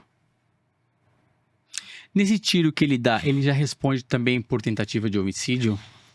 Na época, até a gente questionava se ele fosse responder por tentativa de homicídio, mas é que o crime que ele cometeu foi tão mais grave que esse crime passa a ser considerado um crime menor, porque o tiro não pegou em ninguém, né? Sim. Então ele respondeu ali por cárcere privado, sequestro, tentativa de assassinato, porque ele atirou na Nayara também, e por homicídio triplamente qualificado. Só isso dava uma pena de 98 anos. Ele pegou 98 anos. Depois a justiça diminuiu a pena dele para 39. Esse caso ficou marcado na história justamente pelas falhas. Principalmente. É um caso que hoje se discute em qualquer curso universitário de comunicação. Eu faço palestras, às vezes, em universidades, sou convidado, vou com uma boa vontade, e nunca esse tema escapa. Estabeleceram-se depois disso um código de ética? Eu acho que não só um código de ética, mas se estabeleceram procedimentos que a polícia precisa tomar quando tem casos de reféns. Por exemplo, isolar toda a área, cortar a comunicação, manter uma comunicação direta entre o negociador e o sequestrador. Não pode ter muita gente, vários atores ali falando com o sequestrador. Tem que ter uma pessoa que consiga Ter acesso ter a ele. confiança dele para negociar. Então se criou um código de procedimentos ali de negociação, de isolamento, de comunicação, que é uma coisa que não existia. Hoje você vê uma negociação, nesses casos de reféns, muito mais profissional do que naquela época, nos anos 90. E seguindo em casos emblemáticos ainda, você teve a participação dos julgamentos dos Nardones. Eu participei da cobertura inteira dos Inteira. Nardones, desde o dia seguinte da morte da Isabela. Vamos começar primeiro pela sociedade, que aí você tem a narrativa. A sociedade foi extremamente impactada. Foi, porque assim, se tratava de uma criança jogada do 6º andar do prédio, do 8º andar do prédio. Você como repórter, você já falou, estava blindado ali, eu tenho que dar a narrativa. Mas o que você enxergava ali do Alexandre Nardoni? O que você, como César Galvão, sem ser repórter, a análise, é um cara frio naquele momento, um cara que estava tranquilo no julgamento? No julgamento, sim, mas na investigação do crime, que foi uma coisa que marcou mais do que o julgamento, não. Por quê? Como eu te falei, eu comecei a cobrir no dia seguinte, foi num domingo. Tá. Na segunda-feira de manhãzinha eu já estava lá. E cobri durante 60 dias aquele caso. Ali foram várias situações diferentes. Nos primeiros dias, o Alexandre Nardoni, a Ana Carolina Jatobá apareciam como vítimas. Tanto que assim, eles conversavam com a polícia, eles iam até a delegacia. Só que as histórias não batiam, não fechavam, né? E foi afunilando cada vez mais em direção a eles próprios. Naquela época eu tinha fontes na Homicídios. E a Homicídios não participava da apuração.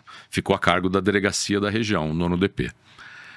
E uma fonte me falava, César, não bate e estão deixando de fazer um procedimento que pode colocar o casal na cena do crime.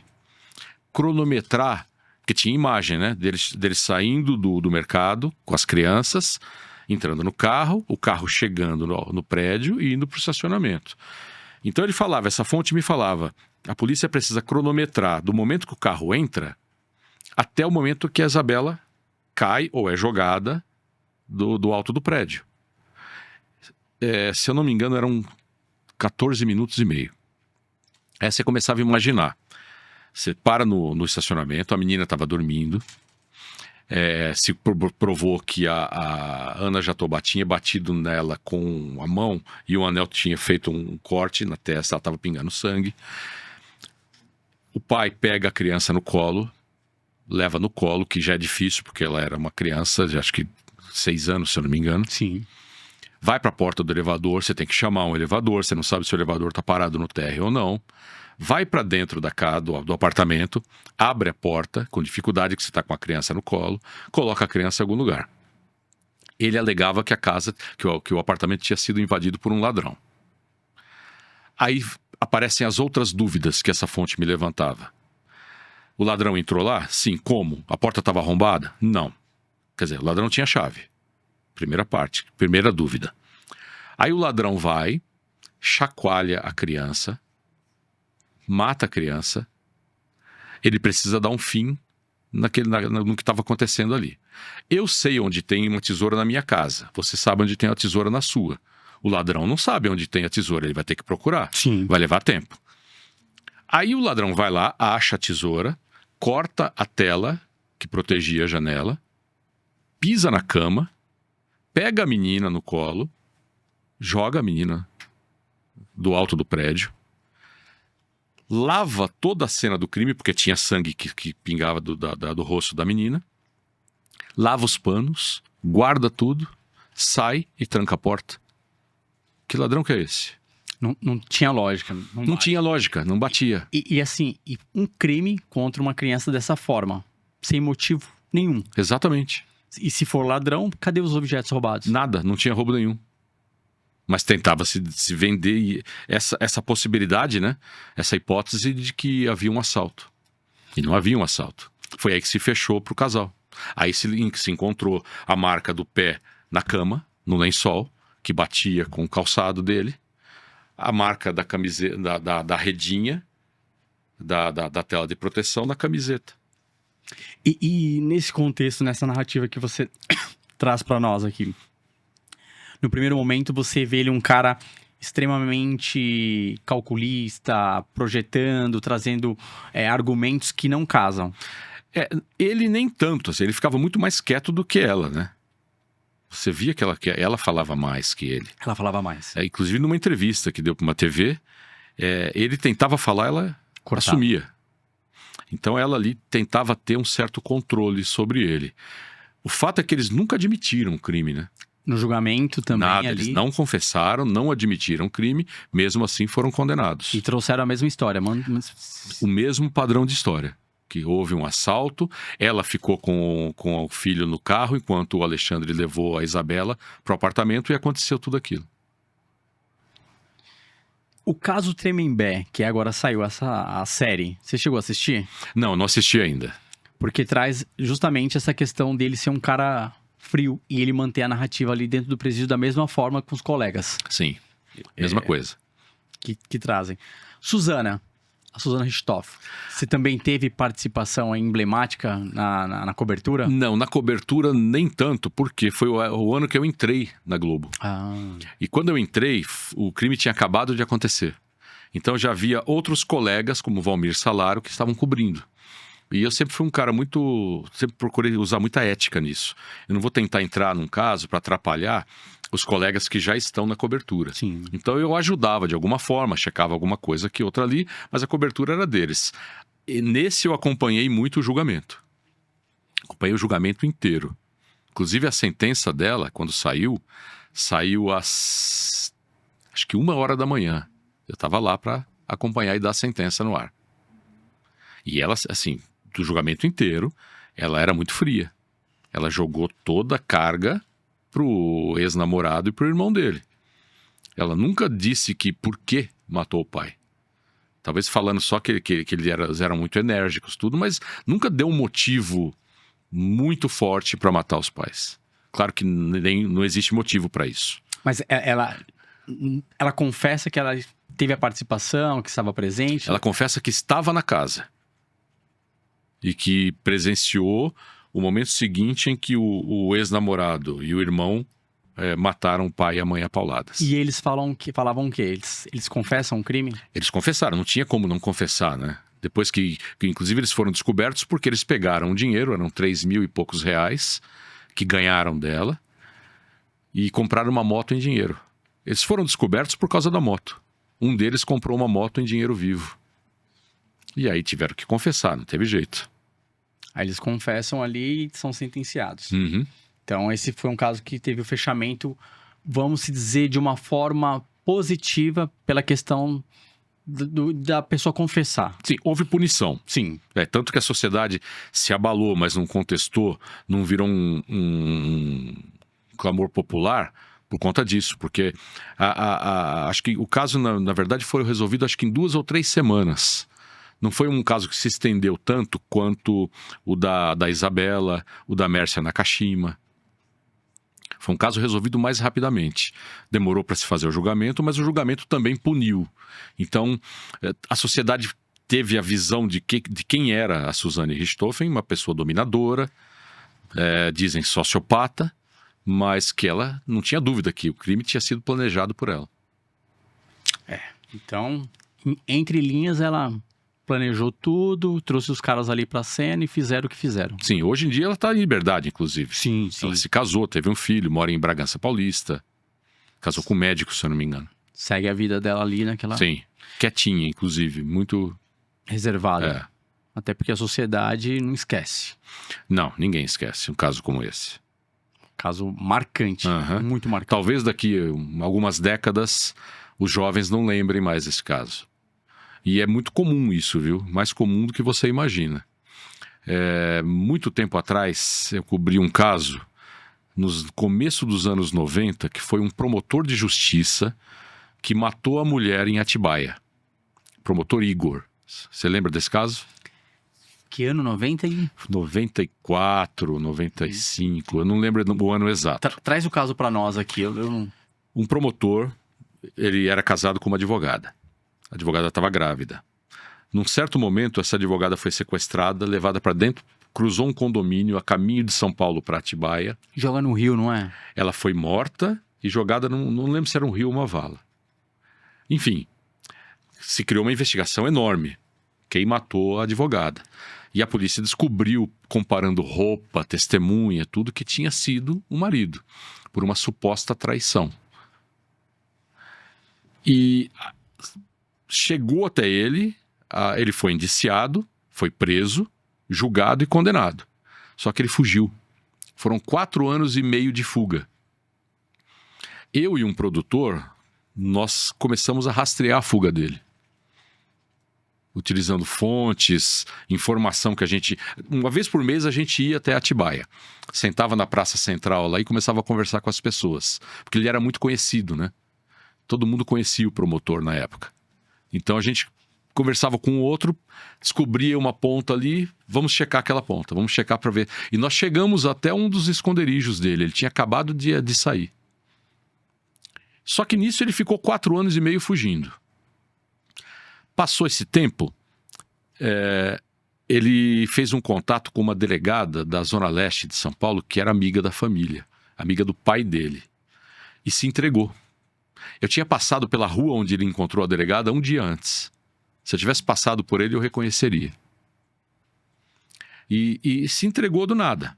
Mas já tinham passado 4 anos e meio. Nesse espaço de 4 anos e meio, as redações se renovaram. Tinha muitos jovens trabalhando que não sabiam do caso. E eu fiquei sabendo que ele tinha acabado de se entregar, tentei dar a notícia. Você não sabe a luta que foi para conseguir dar a notícia que o promotor Igor, na época super caçado, era um noticiário, foram 2 semanas de notícias, assim, todos os jornais, mas aquela redação, 4 anos e meio depois, não sabia mais da história. Tinha perdido a memória. Foi uma briga para eu conseguir dar uma matéria de 1 minuto e meio dizendo que o promotor Igor, que tinha matado a mulher grávida, tinha finalmente sido preso. Caramba. Então você imagina um caso da Suzane daqui 10 anos, Sim. daqui 15 anos. Esse pessoal mais novo não vai nem se lembrar, talvez. Talvez seja nisso que ela aposta, para poder se manter no anonimato. E você tem mais casos emblemáticos. Falou de... Você tem muitos aí. Do Cupertino, né? Cupertino acompanhei também. Conta esse caso pra nós aí. Como é que foi? O que você sentiu? Gozado que esses casos sempre acontecem no domingo, né? Sempre no domingo. E eu tava de folga no domingo. Na hora que eu vi aquilo, eu falei, nossa, lá vou eu. O telefone já tocou. Ah, sim. Nem que não tocasse, eu mesmo ia atrás. O repórter que cobre essa área, ele não tem vida. Ele não para. Aconteceu um caso, é o instinto você ligar para as fontes e começar a apurar. Não tem como não fazer isso. E eu comecei, claro. E eu tinha contato com os investigadores, com o pessoal da Homicídios, com o pessoal da região que faz o policiamento lá. E comecei a ir ao local, conversar com testemunhas, procurar gente que morava na vizinhança. Então, ouvi muita gente. Todo mundo dizia que ele era um sujeito extremamente violento, ignorante, dominador, que batia na mulher, que tinha um desmanche na época. Ele falava autopeças, mas na verdade tinha uma loja de autopeças usadas na frente e um desmanche nos fundos. Um galpão. Entrei com a polícia lá, até que decretaram a prisão dele. Naquele momento eu já tinha conseguido a imagem da fuga dele. Por quê? Vão lá os pais do namorado da filha dele e o namorado. Ele atira na família inteira, mata a família inteira e sai correndo. Ele estava com uma camisa vermelha, eu lembro disso ainda. Apareceu muito na imagem. Ele passa diante de uma lanchonete que tinha câmeras. E a lanchonete grava o desespero dele para fugir dali. Esse foi o princípio da busca.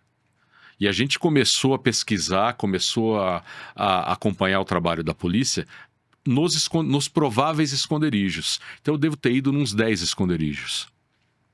A gente recebia a informação que ele já tinha fugido do país, que tinha ido para Bolívia, para Venezuela, para o interior. Na verdade, ele tinha fugido para o interior, foi para Ribeirão Preto, ou Rio Preto, não lembro exatamente.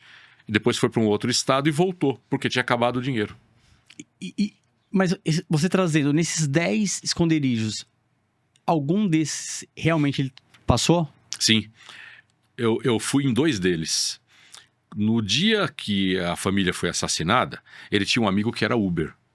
Esse amigo foi condenado, inclusive, também, porque ele deu proteção a ele. Esse amigo veio de Sorocaba, São Paulo, pegou ele, levou para casa dele. Na casa dele, lá em Sorocaba, foi o primeiro lugar que eu bati, eu e um produtor, ele pegou o telefone da mãe desse Uber para ter um ponto de comunicação que não fosse o celular dele, para fugir e se comunicar com os amigos que tinham ficado na Zona Sul de São Paulo. Ele dormiu ali, no dia seguinte foi levado para a rodoviária de Campinas, e da rodoviária de Campinas ele pegou um ônibus para o interior. Eu não lembro que lugar que foi exatamente. Minto. Ele pegou, de Sorocaba, ele foi primeiro para São Pedro. São Pedro tinha uma amiga dele, era uma mãe de santo. Ele foi pedir esconderijo lá. Ela não aceitou. Aí o Uber pegou, levou ele para a rodoviária, ele pegou um ônibus e foi embora. Então eu bati nesses 2 esconderijos, Sorocaba e São Pedro. Sem contar, depois que falavam que ele estava aqui atrás da represa de Guarapiranga, nós fomos lá, fui com a polícia lá. A gente caiu num lamaçal atrás dele. Diziam que ele tinha atravessado a represa de barco. Ninguém sabe se isso é verdade ou não. Pode até ter acontecido. Só que num certo momento ele voltou para São Paulo. Tinha acabado o dinheiro. Porque a polícia descobriu que um amigo, que era um comerciante, financiava a fuga dele. Emprestava dinheiro. Só que esse dinheiro acabou. E o amigo tinha sido descoberto. Ele voltou com pouco dinheiro que tinha e se hospedou num hotel na Zona Sul, na região de Interlagos. O dono do hotel não suspeitou, só que ele saía para comprar comida. E os comerciantes começaram a suspeitar e indicaram para a polícia. Eu fui para lá de novo. No dia da prisão, eu estava lá perto. Nesses lugares que você passou, justamente, quando você vai para Sorocaba, você chegou a ter comunicação com o pessoal ali? Na casa que eu bati, que foi o primeiro ponto onde ele foi, Sorocaba, não tinha ninguém. Ninguém. O motorista e a mãe já tinham saído de lá. Acho que eles suspeitaram que fossem bater lá, atrás deles. Não tinha ninguém na casa. E algum outro ponto? Teve algumas pessoas que receberam vocês? Só na região onde ele cometeu o crime, na região de Pedreira, Zona Sul de São Paulo. As pessoas comentavam sobre ele, né? E tinham certeza que ele tinha cometido o crime. Fora esse crime que ele cometeu, ele tinha outros crimes? Ele era um matador de aluguel? Não, falavam isso, mas nunca se provou. O que a polícia tinha nas mãos ali é que ele era um receptador de mercadorias supostamente roubadas, né? Porque ele tinha uma loja uma autopeças de peças usadas e o desmanche no fundo da loja, a oficina. Por que que a gente fala isso? Assim, um cara agir dessa forma por um namoro, um pai... É pelo domínio, na verdade, né? Ele não admitia que a filha namorasse, ele dominava a esposa. Dizem que a esposa até apanhava dele, ela chegou a declarar para a justiça isso. Então ele era uma pessoa dominadora, considerada dominadora, que não admitia que as pessoas que viviam debaixo do teto dele tivessem relacionamento com qualquer pessoa. Ele não admitia que a filha dele namorasse. É uma mente doente, né? Doente. E no caso só voltando aqui, da Eloá, o pai dela foi pego, porque aí o pai dela foi descoberto que era um matador de aluguel e estava em fuga. Para você ter ideia, só fazendo uma pausa aqui, um parênteses aqui, eu tenho um canal, né? Sim. No YouTube. E a gente colocou recentemente uma série no ar recontando algumas histórias interessantes. E a gente começa a série com o caso Eloá. A gente já postou o primeiro vídeo, que é sobre os 5 dias de sequestro, as 100 horas, tudo o que aconteceu nessas 100 horas, inclusive o que aconteceu com o pai da Eloá, que foi a minha equipe que gravou aquela imagem. Eu estava no prédio onde ele passou mal. Esse vai ser o 2º episódio. Então assistam lá, hein? Só colocar César Galvão lá no YouTube, Já aparece. já vai aparecer o nosso canal lá. A gente deve postar durante o mês de novembro agora o 2º episódio. Mas ele foi preso. Ele foi preso logo em seguida. Como que aconteceu? A gente gravou ele deitado numa maca, porque ele teve um pico de pressão, provavelmente no 3º dia do sequestro, porque a filha dele já estava ali mantida sob a arma, com a arma apontada para a cabeça. Passou mal, foi levado para fora do prédio, deitado numa maca dos bombeiros, dos socorristas, com o rosto para cima. Nós gravamos, a gente não sabia nem quem era ele. Depois, logo, os vizinhos contaram, não, é o pai da Eloá. Aquela imagem que a gente gravou do rosto dele foi vista em Alagoas. Ele tem uma espécie de uma cicatriz do lado do nariz. As pessoas que procuravam ele lá, porque até então não sabia quem ele era, reconheceram pela cicatriz e começaram a apontar que ele era um matador, um integrante de um grupo de extermínio chamado Gangue Fardada. Uma década atrás, ele tinha sido condenado, ele e outros policiais militares de Alagoas, por matarem um delegado que era primo do governador Ronaldo Lessa, que era o Ricardo Lessa, o delegado e o motorista dele. Fugiu. Porque essa gangue fardada tinha vários homicídios nas costas, era um grupo de extermínio, só que até quando matou um delegado, começaram a investigar realmente e identificar quem eram os integrantes. E ele era um dos integrantes, o Everaldo.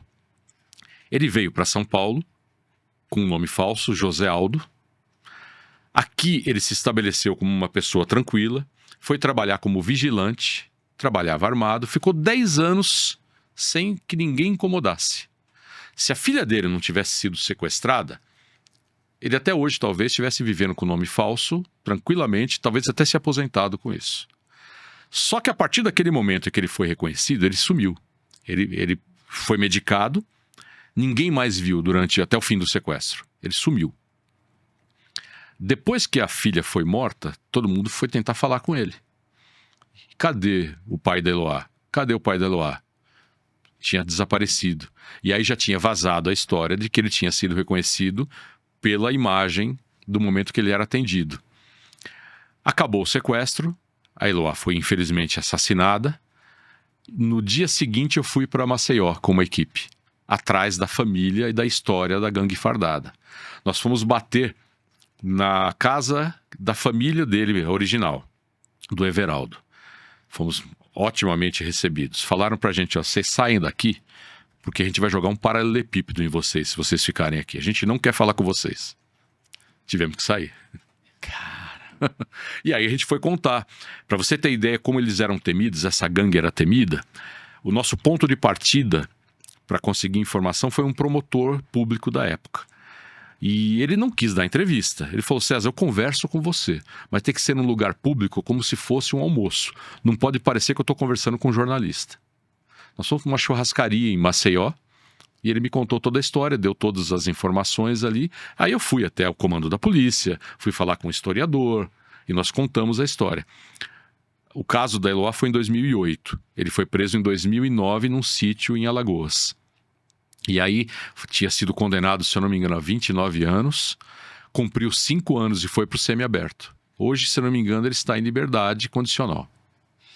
Você, além de ser um repórter, tem um psicológico extremamente blindado, é um cara extremamente corajoso. A gente tenta, né? Porque, olha, chegar lá e aí ser recebido dessa forma, e aí quando vai conseguir fazer uma coleta de informação, o promotor, ele age dessa forma, você fala, não, eu tô perdido aqui. Ah, mas eu vou preparado para tudo. O importante é que eu tenha fato. Sim. Se eu tiver a matéria-prima da notícia, que é a informação, nas mãos, eu dou um jeito de contar. O importante é ter a informação. O duro é não ter. É você ir para um lugar e não ser recebido por ninguém, ninguém te contar a história, você não ter registros dela. Porque a polícia, naquela época, não queria falar de jeito nenhum sobre a tal gangue fardada, né? Porque era uma coisa que era contra a própria PM ali, que não fazia nada na época. Mas na sua carreira tem momentos aí, também são momentos vamos dizer, marcantes, mas curiosos. Tem os fatos do cemitério. Você tem 2 passagens aí na questão do cemitério. Do cemitério foi principalmente da pandemia, né? Uma na pandemia e tem a outra que é do enterro do Ulisses Guimarães. Não, Ulisses não, do Jânio Quadros. Do Jânio Quadros tem. Cara, Vamos começar por essa, vai. O Ulisses ninguém achou até hoje. O Ulisses tá no fundo do mar, provavelmente. Provavelmente o helicóptero. Infelizmente. Mas tem até a lenda que fala que nunca acharam também o helicóptero nem nada. Não acharam ele. Ulisses tá numa ilha... Tomando limonada. Já ouvi essa história também. Mas essa do cemitério do Jânio Quadros foi um colega, a gente trabalhava em rádio. O Jânio Quadros morreu depois de semanas internado no Albert Einstein. Eu acompanhei a internação, fiz muito plantão. Eu que dei a notícia da morte dele. No dia que ele morreu, eram 10 da noite, quando oficializaram a morte. Eu estava plugado numa linha telefônica e entrei no ar na CBN dando a informação. Aí se acompanhou o velório, chegou a hora do enterro. Cobrir enterro é a pior coisa que tem para um jornalista, principalmente o jornalista que trabalha com áudio e vídeo. Porque no cemitério as pessoas estão lá sensibilizadas, tristes, e alguém do teu lado começa a narrar, incomoda e ecoa. Aí foi o que aconteceu naquele dia. Os jornalistas estavam lá acompanhando o sepultamento, um colega que trabalhava na rádio começou a descrever o que estava acontecendo e as pessoas começaram a olhar feio, ele foi afastando, tinha uma cova aberta. Ele caiu de costas na cova. Caiu dentro da cova. E aí? Continuou falando até o fim. Continuou? Continuou, foi até o fim. Esse é profissional. Esse é. Até debaixo da terra. Não tem essa de Essa foi a parte engraçada, né? A gente pode dizer, da cobertura dentro de cemitérios. E a outra foi na pandemia. A outra foi bem triste, mas também teve um ponto engraçado. Tem 2 paralelos. A gente, naquela época da pandemia, nós tínhamos uma série de restrições. Eu, por exemplo, não podia entrar em hospital, UPA, qualquer posto de saúde, nós éramos proibidos. Na minha mochila, eu tinha um kit de máscaras para cada situação. Tanto que eu não peguei Covid na rua, trabalhando. Eu não fiquei nem um dia fora do trabalho. Ia para a rua todo dia, mas não peguei Covid trabalhando. Peguei dentro de casa, depois eu explico. E a gente tinha que acompanhar os enterros. E dentro dos cemitérios, a gente era proibido de sair do carro. Por quê? Para não ter contato direto com as pessoas que poderiam estar infectadas, com o pessoal que fazia o sepultamento, porque eles estavam tratando direto com as famílias da vítima. Então a gente tinha que fazer tudo dentro do carro. Chegou um momento da Covid, que a Covid matava tanta gente, que, para você entender, a média de pessoas que são sepultadas em São Paulo, diária, numa situação normal, é de 150 a 200. Estava beirando os 350. E já não tinha como sepultar aquelas pessoas no horário convencional do cemitério, das 8, das 6 até as 6 da tarde. Começaram a fazer enterros noturnos. E eu fui gravar o primeiro enterro noturno do cemitério da Vila Formosa. E assim, a gente tinha informação de dois enterros simultâneos.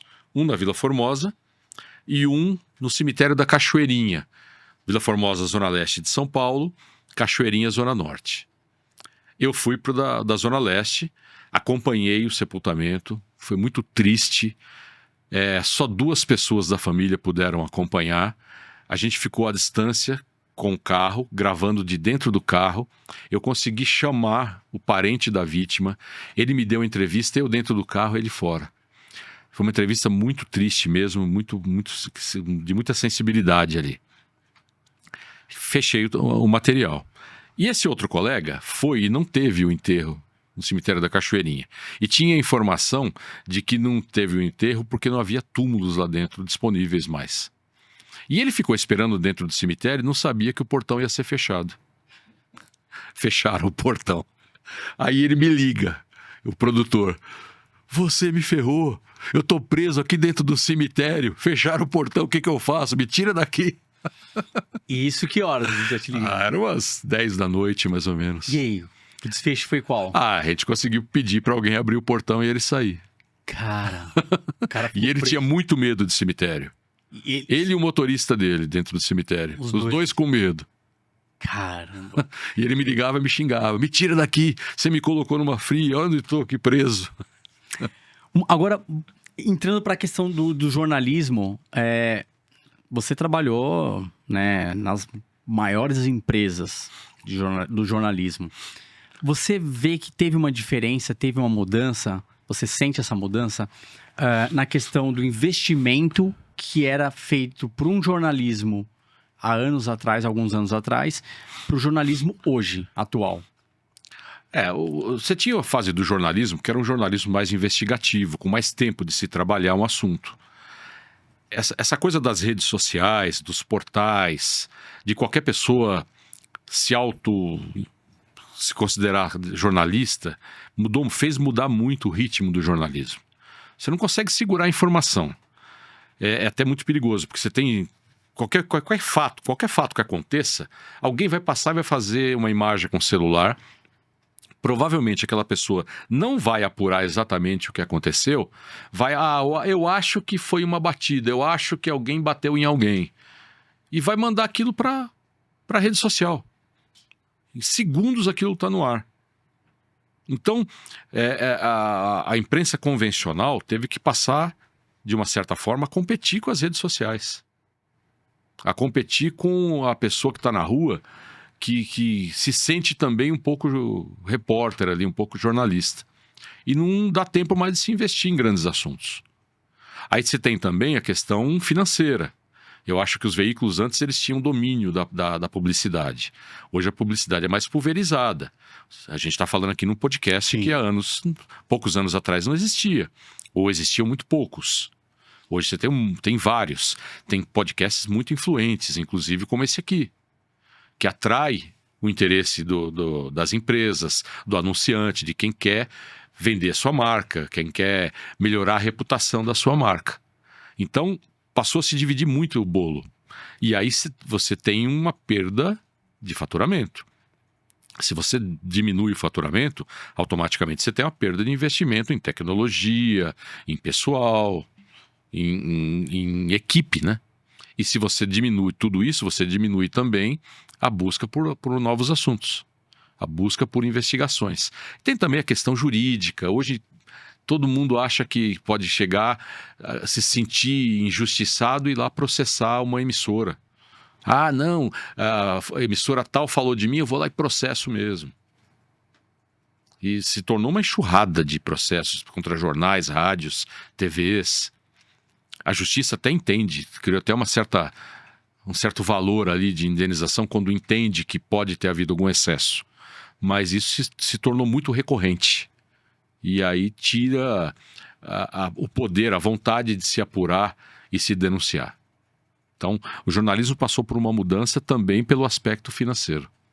Ficou bem explicado. Você trouxe bem, sim, em curto tempo, o resumo de como se encontra o jornalismo hoje, atual. A gente falou muito na questão da psicologia, né? De você se blindar, de enfrentar medos, angústia. Mas pouco a gente falou da questão da ansiedade. Porque, um exemplo, você é um jornalista investigativo, então você está apurando, está investigando, está indo atrás de casos. Você conseguiu lidar muito bem com essa questão da ansiedade? Porque já teve matérias que tirou o seu sono. Sim. E aí eu queria saber porque pelo fato de você ser um repórter investigativo, você quer ter o desfecho. Sim. Uhum. E aí, pela questão de ter o desfecho e tá correndo atrás daquela matéria, teve alguma que você não conseguiu publicar, não conseguiu jogar no ar, não foi para frente, não alavancou? Você teria alguma que você poderia trazer pra gente? Teve uma recente que eu e meu filho mais novo, que ele é também editor e cinegrafista, produtor, a gente gravou em Foz do Iguaçu um bairro que estava para ser desmontado. Era um bairro formado por pessoas que ajudaram a construir a usina de Itaipu. E a matéria não foi para o ar. A gente mostrou as situações de pessoas de 80 anos que poderiam ser despejadas, porque elas viviam naquelas casas há décadas, mas elas não tinham título de propriedade. Elas viviam ali como se fossem membros de associações de trabalhadores E foram ficando. E, em algum momento, perceberam, puxa, esse bairro aqui é uma área super valorizada, tá na hora deles saírem. Mas quem que consegue um financiamento de imóvel com 80 anos? Com 70 anos? Com 65, vai. Esquece. E aí a reportagem não foi pro ar, porque a Itaipu não quis falar, não deu uma explicação muito mal feita, muito superficial, e a edição acabou falando, não vamos comprar essa briga não vai pro ar. Isso é frustrante. Isso é frustrante, né? Agora, a ansiedade é toda hora. Quando você tem grandes casos, por exemplo, eu cobri Mércia Nakashima. Você lembra que ela foi assassinada pelo ex-namorado que era um policial militar em Guarulhos? Sim. Foram 19 dias de cobertura intensa ali. A gente tinha a informação de que o crime tinha acontecido entre Guarulhos e Nazaré Paulista. O acesso era muito difícil. Cada vez que a gente tinha que ir para lá, era 2 horas indo, 2 horas voltando. E a gente participou muito da investigação que tinha sido feita pelo Departamento de Homicídios. Eu e um produtor tínhamos muito acesso. E a gente também conversava com muitas pessoas da região ali. O próprio irmão da Mércia nos abastecia de informação. E a gente conversava com pessoas da região. A gente quase chegou ao esconderijo do ex-namorado, que era um sítio em Nazaré Paulista. E a gente porque queria chegar nessa informação, onde ele tinha passado ou se ele tivesse escondido lá. Então a gente passava noites ali, naquela região, na ansiedade de tentar achar. Às vezes eu dormia, teve noites que eu dormi 4 horas, 5 horas e voltava para lá. E quando tá mais próximo ainda que vai bater na adrenalina. Mais ainda. Eu acompanhei, por exemplo, o sequestro da mãe do Robinho. Faz muito tempo isso, Robinho jogador. Eu passei, assim, semanas com o celular do meu lado dormindo, assim. E eu não sou de dormir com o celular ligado, porque por causa de eu cobrir essa área, era muito comum as pessoas ligarem de madrugada. Então, se eu deixasse o celular ligado, ia tocar. Então, eu tinha a gente chama de deadline no jornalismo, né? Que é o horário limite. Meia-noite eu desligava meu celular. E assim que eu acordasse, 6, 7 da manhã, eu ligava novamente. E eu passei semanas dormindo com o celular ligado. E não é que ele tocou e tinham libertado a mãe dele? 4:30 da manhã. E aí você foi? Peguei um táxi e fui embora para Perus, atrás do cativeiro. Mas a ansiedade de acabar o caso. Então é esse tipo de ansiedade que eu convivi. Esse do cativeiro que você falou, você tá ali. Se chega pra você, está lá no cativeiro, aí você aciona as autoridades e vai junto. Sim, eu não vou lá estourar o cativeiro.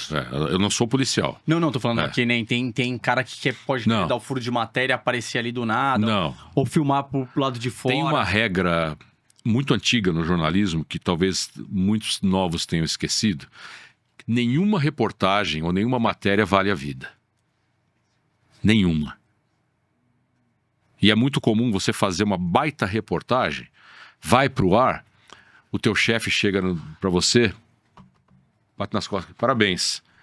Qual que é o assunto de amanhã? Essa questão trouxe muito à tona a questão do Tim Lopes. Sim, ele fazia um belo trabalho, né? Sim. Um belo trabalho. Era um jornalismo investigativo raiz mesmo. Infelizmente, ele foi descoberto ali, né? É um risco que os repórteres, que os produtores, principalmente, que não têm o rosto conhecido, correm, né? Ô César, você falando da questão do celular, do perigo, é justamente isso. Alguém querer, né? A sociedade querer se aventurar a ser um repórter investigativo do nada. Então, suspeito de estou suspeitando de um cativeiro. Aí, tudo bem, eu vou passar com um carro ali e vou filmar. É um perigo que a pessoa corre. Sim, totalmente. A pessoa tem que pensar que ela não é uma autoridade, ela não tem o poder de entrar na casa e ela corre risco como qualquer pessoa no meio da rua. Ela não pode assumir esse risco. Ela pode ligar no 181 e denunciar, 190 e denunciar, ou para qualquer outra polícia.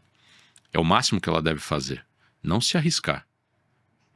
Ela pode até, quando terminar, dar a informação primeiro. É do jogo.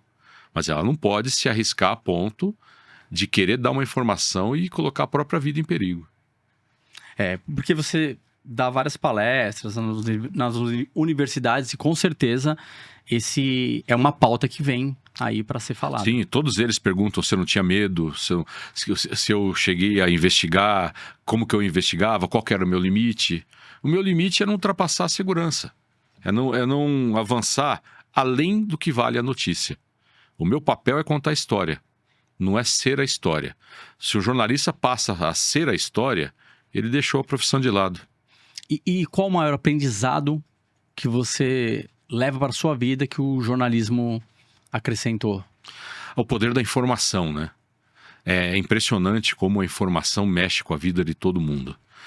Eu sou um cara que estou ligado, mesmo fora do jornalismo diário agora, eu fico ligado o tempo todo, recebo informação, passo até para alguns colegas que estão ainda em alguns veículos. Então, a informação é preciosa. Uma pessoa bem informada, ela não é enganada, ela não é prejudicada, ela vive melhor. Uma pessoa mal informada, que não gosta de informação de qualidade, não qualquer informação, ela fica suscetível a ser vítima de golpes, de fraudes, de ser enganada, de ser prejudicada de várias formas. Então, eu aprendi que a informação é algo, talvez, um dos pontos mais importantes de qualquer sociedade. Uma sociedade bem informada, bem educada, principalmente, a educação é o ponto, talvez, principal de tudo isso, ela não é prejudicada, não é manipulada. Ela expande a mente para o senso crítico. Exatamente. Todo mundo precisa ter o seu senso crítico. Eu tive um professor na faculdade que ele me falava, e era segundo, terceiro ano de faculdade. Você vai trabalhar daqui para frente para vários veículos de comunicação, para vários tipos de empresário. Nunca perca o seu senso crítico. Se você perder o senso crítico, você deixa de dar uma boa notícia, de dar uma informação de qualidade. Então, isso vale para a sociedade, não é só para o jornalista. Você tem que... se a pessoa fala para você, aconteceu tal coisa ali, você vai acreditar sem ver? Sem apurar? Você vai buscar informação. Isso é senso crítico. Porque você vai querer saber se aquilo é verdade realmente. E a partir do momento que você tiver fatos para saber se é verdade ou não, você vai avaliar se aquilo serve para você ou não. E agora, ano que vem, ano de eleição, as fake news vão vir com força, então a pessoa tem que estar antenada ao senso crítico. Exatamente. E principalmente aos ao vivos. Principalmente às lives, que a gente sabe que ele não é montagem. Lives...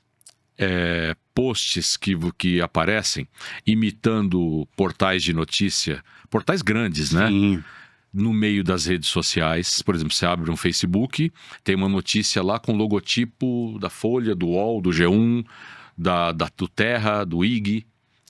Suspeite. Se você quer saber da notícia naquele portal, entre no portal. Não vá via rede social. Eu já vi casos de gente maldosa que copia logotipo, coloca lá, cria um título sensacionalista, dá uma notícia falsa e a pessoa está achando que está consumindo notícia do jornalismo profissional. E o sensacionalismo ali vai ganhando força. Sim, sempre duvide. E na dúvida, consulte o jornalismo profissional. Seguimos a dica. TikTok agradece muito. César Galvão, sem palavras, uma honra ter você aqui, meu amigo. Eu Esse adorei. bate-papo foi muito legal. Com certeza. Eu não sei nem quanto tempo durou. Quanto tempo? Mas para mim, assim, foi como se eu estivesse falando aqui há 10 minutos só com você. Sim. Porque os assuntos são interessantes, a conversa é gostosa, o bate-papo é esclarecedor e a gente vai ter ajudado muita gente que precisa de informação lá na rua. Com certeza. E para você que ficou até o final e gosta de informação de qualidade, já sabe, inscreva-se no canal, compartilha, fortaleça, o canal de cortes vem ganhando muita força. Quero agradecer, a família TikTok agradece imensamente. Estamos aqui nos verticais, Spotify também, e é isso aí. E quer me acompanhar? Entra nas redes sociais. Eu tenho o Instagram, cgalvão1_repórter, tem um canal no YouTube, César Galvão. Entra lá, se inscreve, faz um comentário. Pode ser favor ou contra, não tem problema nenhum. Importante é a pessoa se informar. Consuma o conteúdo e tenha senso crítico. É Exatamente. isso. Então a gente já vai deixar aqui, já deixamos, né, produção?